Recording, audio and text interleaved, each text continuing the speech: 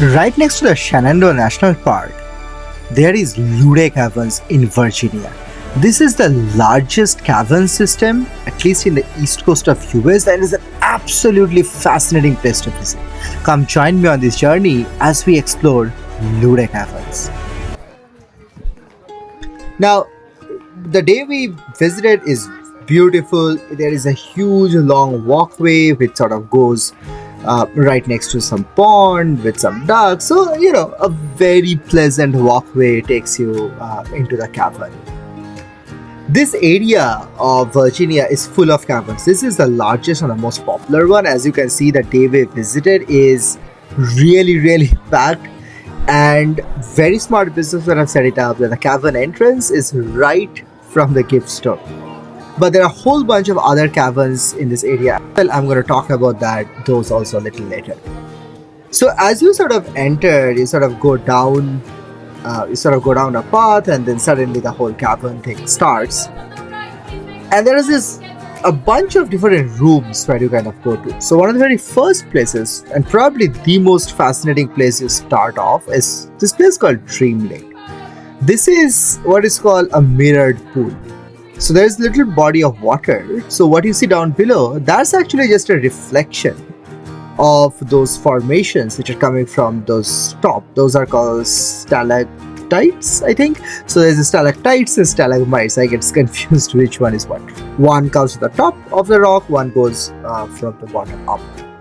Now, you will explore a whole bunch of different places. I'm just showing some of the topmost and the most fascinating things which at least I found most fascinating.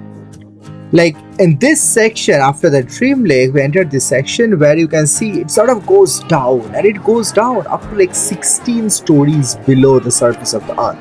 So this cavern is massive, and it sort of sinks below the earth, and that's how it was actually discovered back in 1874, when three gentlemen suddenly noticed a breath of cool air coming from the below ground, and they were curious like what's happening, and then they discovered this massive cavern system. This is arguably the most photographed section of the cave, which is called the Saracen's Tent. So this is like a drapery, this massive is like drapery coming from the roof, and this has kind of become an icon today of the Luray Cavern. The next stop was this place called Giant's Hall. So this is where we have this giant 47 feet tall, pillars over there.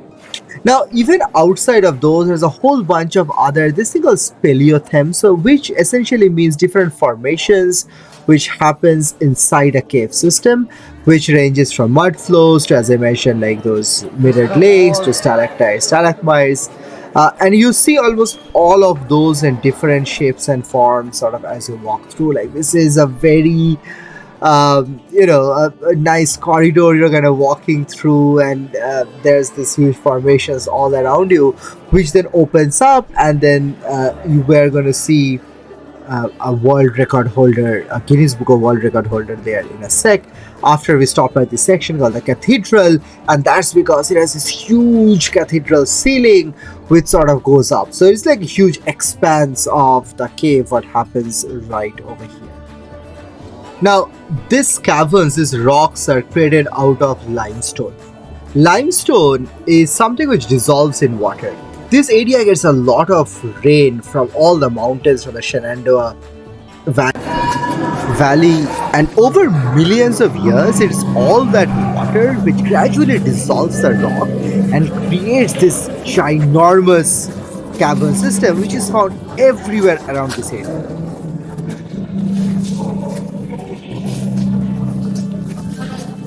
This is the world's largest musical instrument and is actually recognized by the Guinness Book of World Records.